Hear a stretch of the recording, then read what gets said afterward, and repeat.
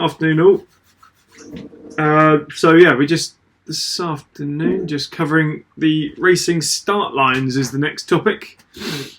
Session 5, I think. Again, just to warn you, I am recording, although I have now pretty much perfected the fact that I don't need to make anyone accidentally live when they're not expecting it. So I'm getting better at this.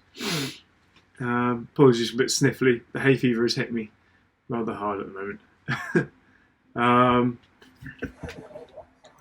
Just cracking on. Just so for anyone, I don't think I recognise all the names, so I'm going to ignore the Zoom guide 101, and we'll go on to the end of.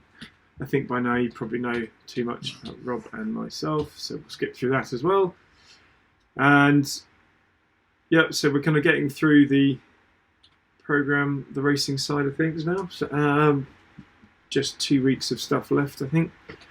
And again, for anyone who's Corinthian orientated, I've heard that there's been confusion over what is and isn't RYA stuff, but we have got our day skipper, which started yesterday, and our yacht master that starts this evening, our official RYA courses with certificates and exams, and there's a couple of spaces left, and it's very easy to catch up on if you can't make all the sessions, because I'm becoming quite good at putting everything up on YouTube. Although you can't just watch the day skipper and yacht master sessions unless you're on the course, because that would be too easy. So this session is the start line, where to be and where not to be. I think, Rob, was this your one? It was, yeah. So what was this? We're doing the racing signals, pennants and sounds as a starting point, because let's be honest, if you don't know them and they're all flying away and there are many, it could be rather confusing and you might be starting when you shouldn't be. So we're just going to flick to a different slide in a minute, but what we'll be running... Oh, hello. My screen's just gone black. Has that gone black for everyone else? Yeah. Okay. Okay, there we go. It's back again. Sorry. Let's come back.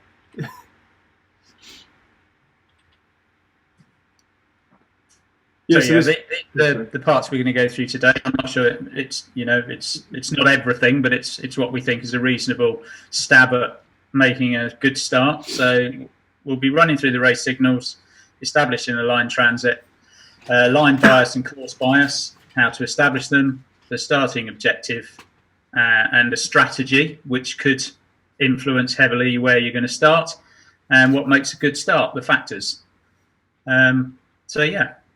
Starting with the racing signals. We couldn't fit them all on, so we've got a separate another page for you, or 10 actually. But we'll run through them quickly. If anybody got any questions, just shout or wave your arm around in there. So you often see this before you get anywhere. Certainly on a light day, we get the AP signal. So flag signal, the red and white stripe. It's raised with 2 peeps of the horn, so I won't run through them for too long. But that's just a postponement and one beep on the horn to say that it's been lowered. Then you get the ones with the AP plus the 1, 2, 3 hours. So it's not going to be any racing for 1, 2, 3 hours or whatever. Race is not started, so AP over A. And races not started are postponed. More information is ashore, which is AP over H. So moving on to your actual starting sequence, you've got flag pupper, the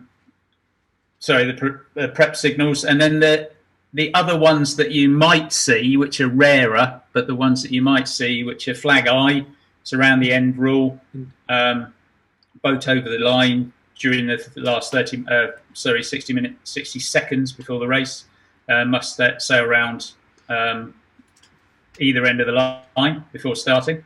Otherwise, there'll be OCS. Flag Zulu, 20%. You can go down a bit further, Rory. I and Z, both flag Zulu and I. If they fail to round the end, they'll be scored OCS. Black flag, which means if any part of the boat is in the triangle formed by the end of the line and the first mark during the start sequence, they'll be disqualified without a hearing. And you've got to go around the ends. I'm not going to go around too deeply into them, like I said, but again, disqualified. Then the start signal, starting signals. So you get a class flag along with flag papa. Sometimes they can get confused, and there might be a change of flag if they've got AP and they're using the 1, 2, 3s. But normally you'll get your class flag go up with the warning signal, then flag papa will be raised as well at 4 minutes. Then at 1 minute, flag P will come down, and then on the starting signal you will get your class flag come down, each with 1 beep, and on the flag P coming down you get 1 long sound.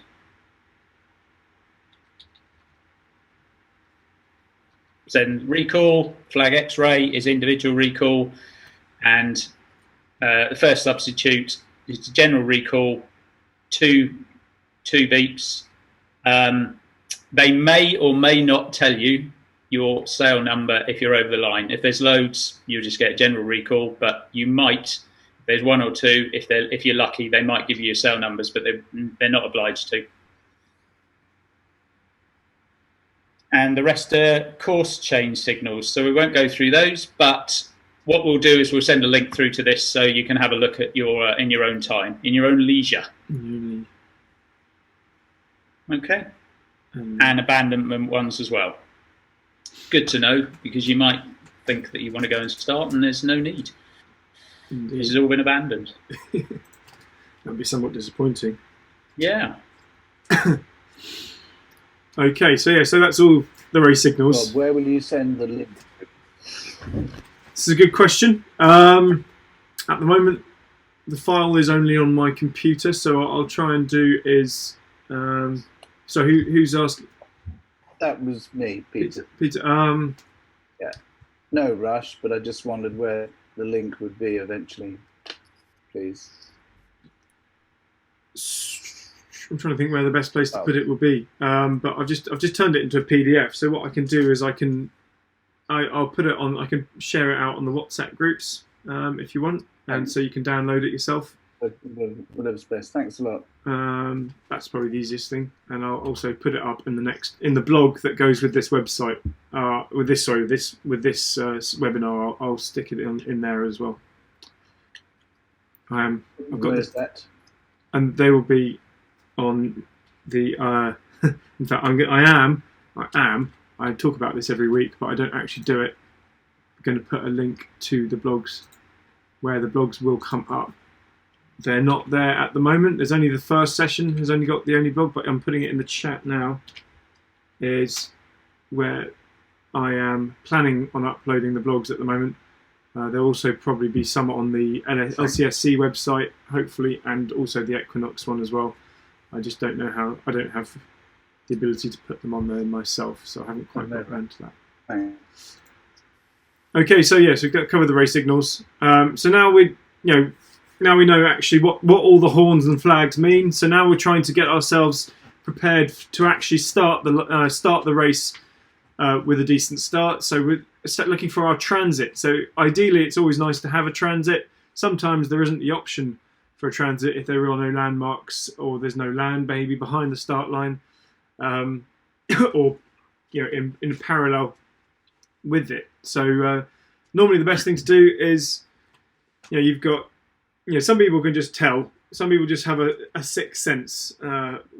Wizards just kind of know, oh, I'm on the start line, I'm over it, or I haven't got there yet. But for the rest of us who would like to know when we are on the start line or over, it's good to have one of these to help us work it out. So the best thing to do normally is when you've got the start line set with the pin end and the committee boat, is to hover around the pin end. Hover around the committee boat, but outside the start line. So if you're hovering around, just sort of not on the line, but so you can then see through the committee boat and the pin end, and you can get the flag from the committee boat in transit with the pin end itself, and then see, right, what objects are there, what kind of, if it's trees, or you're just trying to find some sort of visual so that you can know, okay, great, when that is visible.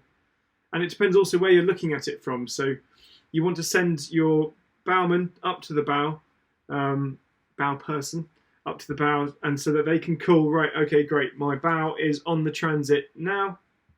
And then from you at the stern of the boat, you can see, right, this is the transit that I can see from this angle. And so you can see here, sorry, I realise I'm looking away from you, but when I'm looking away from you, I'm actually looking at you. So you can see, so you've got transits taken from the bow of the boat or from the stern of the boat. And obviously the further away you go, the greater your angle is going to increase. So you basically, that's why a lot of the start lines will have, the bow is always on the bow looking down the line, because they're going to have the best view of the pin end, of the transit, unless they've got loads of sails in the way, in which case you've got to kind of just either wing it or have GPS assistance.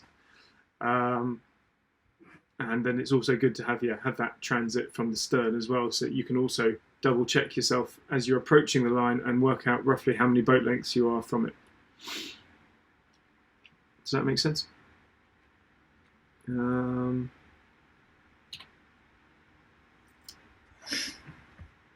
Rob. Okay. So we're starting with the line bias. So we've got our transit, so we know where the line is aligned with. Hopefully you've managed to pick something up on the shore. So there's a couple of ways of doing this. In fact, there's three sort of simple ones, I guess. So most of us sailing our keel boats, we have a compass on board, so we can use a compass. So we can sail down the transit along the line. So reading the bearing from the compass, if you add 90 degrees, or subtract it if you're on port track, for instance, to get a line perpendicular, then any place, any time, I can luff up to that particular number. If I'm in between head to wind and on port tack, so the sails are starting to fill on port, then the line is port biased. If it's between head to wind and starboard, then it's starboard bias. If you're right in the middle, then it's too close to call, and you're just going to have to pick the part of the line that you're happy with. Okay, so the non-compass method. So you can sail down the line in one direction, noting where your sails are on that particular tack. There might be a fairly broad reach, and then you come back again, and you know where the sails are, and they might be closer. So if when sailing on line starboard tack is broader, the line is starboard biased. If your port tack is broader, then it's a port bias. Does that make sense? And the other one you can do is sort of luffing head to wind, which I guess we tend to do quite a lot in dinghies. So luff head to wind on the start line, then sight down a perpendicular to the centre line. Say, for example, using your traveller, the favoured end will appear upwind of the perpendicular. Okay. Hopefully that's clear. If it takes a bit of getting, oh sorry, I was just going to say for me to get your head around it, if you look at the extreme option there, so if you've got an enormous starboard bias, so you see in this diagram here, if you're sailing down the line on a broad reach, so that says 130 degrees, let's just call it 150 degrees.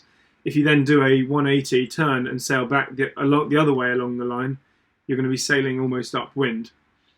And so you know that the line, when you're sailing towards the upwind end of the line, that end of the line is going to be heavily biased. So it's a different way of the same thing. Sorry, Rob, over to you. No, that's all right. You got the clever pointy thing.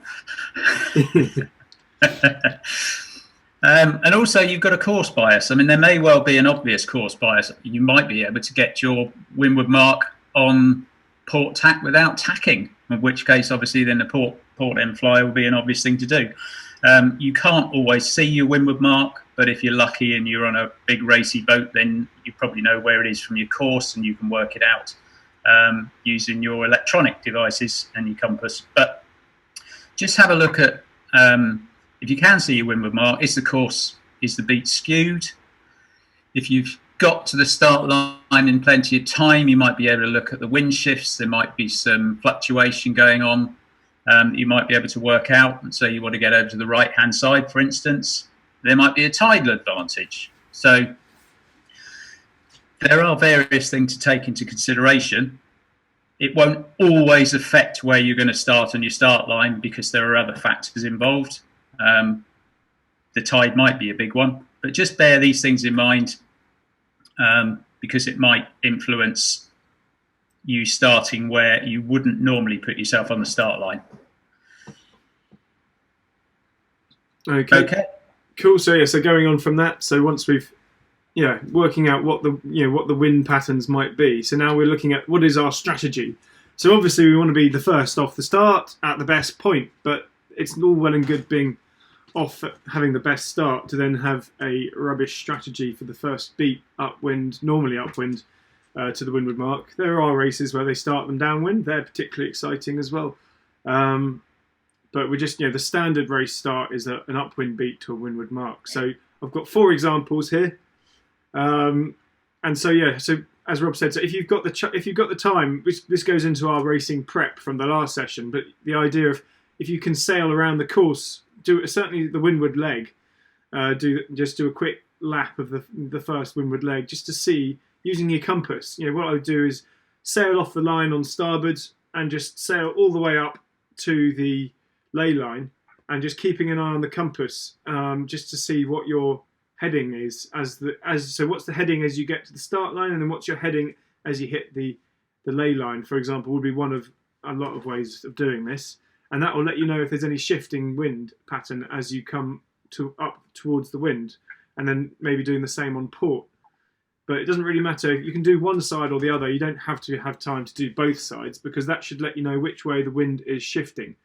Okay, so in this situation, on this race course, the wind as you climb to windward is shifting to the right, so it's going clockwise, veering. Okay, so we can see that from this little wind thing here. So on the start line, it's sort of straight, and then it's veering slightly to the right as we get upwind. Okay, and so that's going to give us a good tactic here. So what we can do, so boat A here has had a cracking start, was clear, bang on the line, and was at the buyer's end of the line, so was had a slight advantage because they started in the right spot.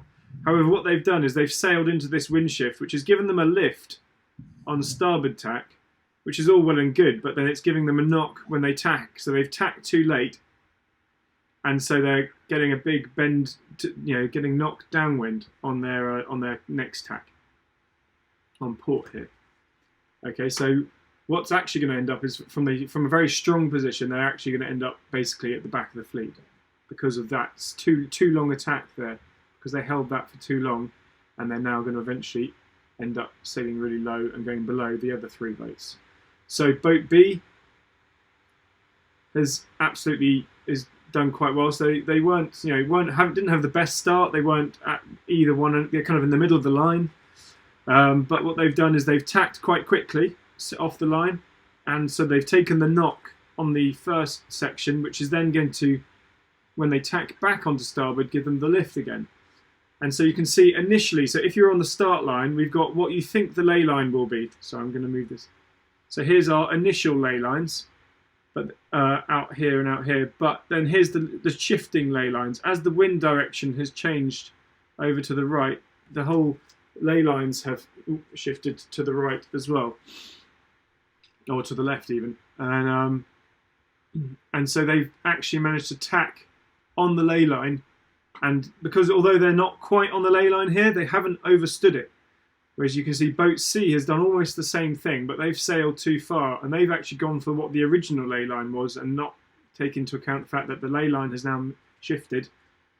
Okay, and as the green B boat sails up to the windward, if the wind continues to shift, they're actually going to lay the windward mark now and just get lifted continually towards it. Okay, so that's the difference between C and D, and B and C even. And our boat D did the right thing to start with, had a great start. Well, at the committee boat end, although so they had kind of the windward boat position, which is a nice place to be. They've tacked quickly onto port, and then they've tacked too quickly back onto starboard again, and so they're now going to get the lift, but they're not going to lay the mark. So B and probably C are both likely going to beat them to it, because when they tack back onto port, they're not going to have any rights on the boats on starboard coming up to the windward mark. So, yeah, sorry, that was a bit of a blurb there, but has anyone got any questions on that? Verbally or on the chat, please feel to fire away. I hope that makes sense. But yeah, the key really is, once you hit that start line, if you can, for example, B and C, B probably wouldn't have been able to tack unless C tacked first, because C is obviously, they're both on starboard, and B doesn't have the rights just to tack over onto port into C unless they've either tacked, or the other option is if B has had slightly better boat speed and had a slightly faster first 30 seconds of the race, then maybe they can climb slightly in front of C and give themselves enough room to tack over onto the opposite tack. That's possibly what A didn't have going for them. Maybe A didn't have the option to tack because of all the other boats in the way of them, whereas D had a nice situation being the windward boat. And D can call starboard on B and C. Yes, exactly. So D could have, if D could have carried on sailing and caused B and C to either duck behind or tack back again. So there's endless possibilities as to what these boats could have done. But yeah, exactly. Good call. Okay. So for example, if racing the Southampton Waters and southwesterlies, would you anticipate a wind shift as you approach the Forley shore? So we're racing the Southampton Waters. Sorry, so Southampton Water. So the Forley shore. So what you'd expect to happen as you approach the shore. So if the wind is coming off the shore, does anyone know what happens when wind is travelling over water versus wind over land? I can't hear you, Lisa, I'm afraid. Wind's quicker over water. It's quicker over water, yeah. So wind's quicker over water than it is over land. So over land, my way of remembering this is, do you know which direction it shifts? It tends to back, basically. So wind over land tends to have backed. Okay, so I always think of backing as back in time or slowing down, etc. So slower wind is more backed. So basically, as you approach the shore, you're getting towards the wind which is coming off the land. And so it is in the process of veering. So as you sail towards the land, you should expect the wind to back. It changes with headlands. If you've got cliff faces, etc., that's going to play, a large land mass is going to potentially cause wind to bend around it in whichever shape it is. Yeah, and it accelerates around the bends as well. Yeah, so exactly. So you're basically, as in Southampton Water and a southwesterly wind, what you're always going to expect is gusty winds because it's coming off the shore, and also a general consensus will be that it backs as you get closer, and then in the gusts, it's probably going to, I don't know, I could theoreticize about that for a while. Rob, I don't know if you've got any. It's very difficult in that particular part of water to establish what it's going to do, Lisa, because it can start to sort of tumble and accelerate through areas in a southwesterly. It will generally back on the land there, but I would suggest that your second part of your sentence would be the best thing to do given the opportunity, so that in our previous session, get out there early and have a look. And you can have a look, getting out to the start line using your compass and establishing what the wind's doing. It is really difficult in somewhere like Southampton Water because it doesn't generally do what it's supposed to do because it's influenced by too many things. Okay. So, Rob, I think that's... So, what makes good starts? The factors. You need to have a good race strategy before you get to the start in the first place. Getting out there early makes a lot of sense because then you can see if the race strategy that you've thought you were going to use is going to be followed. The wind might be, constantly going round to the right, or it might be going to the left, or it's pulsating, or the tidal influences are more than you were expecting them to be, which is probably unlikely because we have good tidal information. But it will allow you to, if you haven't already come up with a strategy, pick a strategy and stick to it. Other influencing factors that we've already spoken about are that other boats can influence what you do at your starting strategy, but your race strategy should be fairly fixed. You want to start at the committee boat end for whatever reason. You're fairly fast. You can get quickly off the line and get to the windward mark before everyone else, which was part of your strategy. So have a strategy and do stick to it. One of the things that we mentioned, I can't remember if we covered it wholly, is you're in the Solent, you've got a big tidal shift at one end of the line to the other, certainly on the squadron line, for instance. It might be a really offset line, port set line, port bias, but you're going to start at the committee boat end because as soon as you get off the line, then the tide's going to be favourable. So there's your strategy for your first wind leg, upward leg. Clear wind, always a good one. There might not be any bias on the line at all, but if you can get into clear wind and have some space below you as well, so you can accelerate into that clear wind as well, that's a great thing to have. You're off the line, you're clear of everyone, you can do pretty much whatever you want then, and you can control everybody. At the right end of the line, so there might be a heavy line bias. You've already established that. We told you how you're going to do it. If there's no specific influences, it's just a really big offset line, pick the right end. I've just mentioned that, enough space to leeward to sail fast. Often it's worth coming up on port, finding a nice gap. You might know some people on the line who, are generally pretty friendly on the line. They're not feisty people. You can just tack in below them and make sure you've got plenty of space leeward of you. Coming up on port and then tacking over to starboard below somebody, quite a nice thing to do because then you're controlling everybody above you. Do some of those practice run-ins. Some people, as we said, they have this sort of sixth sense. They know how far it is the line based on how quickly they're going. But if you can get your bow right on the start, when the gun goes and you're at full speed, perfect. That's, it doesn't get much better than that. That's the best place to be. Because if you're in the second row, then you've got to do something really sensible to get out of there. These little factors make a big difference, and a lot of practice you can put into this to get it right. And you can do that on the race day, or you can do lots of practicing beforehand. But can make a big difference on the start. You're not necessarily going to win the race on the start line, but you can definitely lose it. And the best strategy, my favourite strategy is always, it's just to be the first boat to the windward mark. It's easy. just be the first boat. Yeah.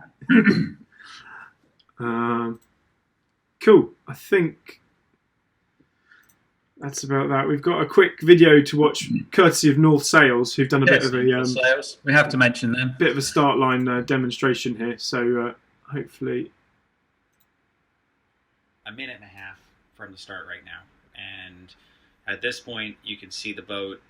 The two boats down here who are starting to go off the bottom of the screen, they're both going to turn around. The first one's going to get to the line late, and the second one is going to get to the line in the position that I think they could have made a decision at about 30 seconds, where they could have been in control of the start as opposed to reaching down the line and no longer in control of the start. So you see the bow of that boat coming into the frame right here. And at this point right here, the boat below them peels off and goes down, bails out. They're too early. So at this moment, that boat that is still shown on the screen here, that boat has a decision. They can either keep approaching the line with their sails trimmed in all the way, and when they get to the line, they can turn down and run down the line because they're early at this juncture, right? So if they decide, what they ended up deciding to do was to keep their sails in and run down the line, as we see in the clip. But at this point, if instead they luff their jib and they trim their main in, they would end up, and they basically went head to wind or just on starboard tack of head to wind, and they over trim their main, they would basically slide up the line towards the race committee boat, since the breeze is a little bit race committee boat favored. They would slide up the line towards the race committee boat. And in doing so, as we progress forward in the clip, you can see that as they slide up the line going slowly, they would end up with their boat much closer to the race committee boat, and they would start to stack up all the boats to windward of them. So at this point, right here, if they had started slowing down soon enough, instead of being 3/4 of the way down the line, they would be stacked up below these two boats here, controlling those two boats. And if we continue to progress forward in the clip here, you can see that where they would have started, in this clip would have been below to leeward of those two boats in the screen.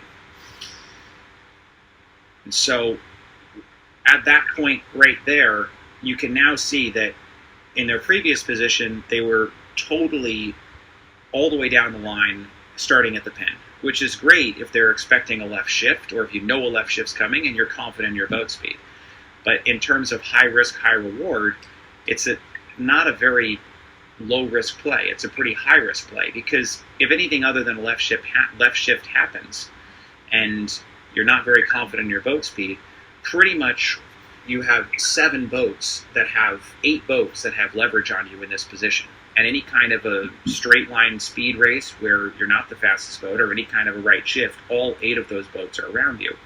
If their boat is in the position where, if they had trimmed in their sails and gone high, they would have been in the position shown here, and they would be in control of, instead of having 8 boats in control of them, they would have basically bow even with the boat that had the best start at the committee boat, and they would be in control of every other boat on the course, even though those 2 boats that are right on their hip might now at some point have some kind of leverage on them.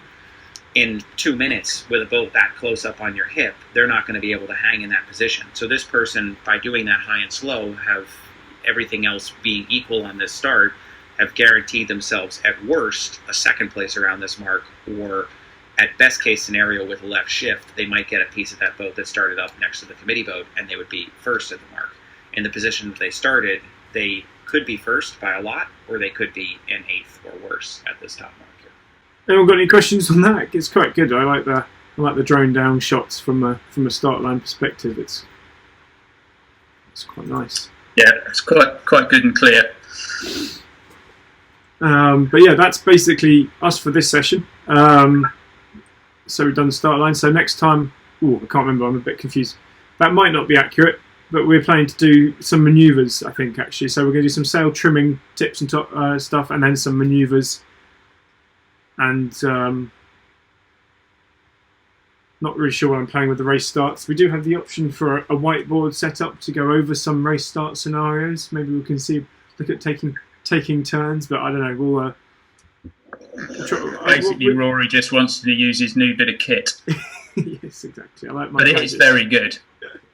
And what we could even do is maybe look at doing like a around the island race tactics session or something like that in there for some start line scenarios and the first beat to the needles. So yeah,